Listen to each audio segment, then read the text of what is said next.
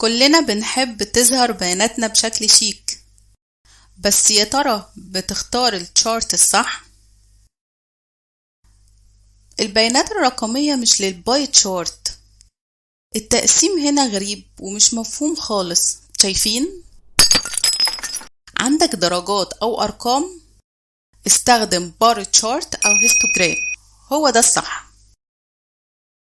كتير بيخلطوا بين البار تشارت والهيستوجرام. البار تشارت للكاتيجوريز، لكن الهيستوجرام هو اللي بيوضح الديستريبيوشنز والرينجز. يعني لو معاك درجات الطلاب، ايه الرسم الأنسب؟ أكيد الهيستوجرام.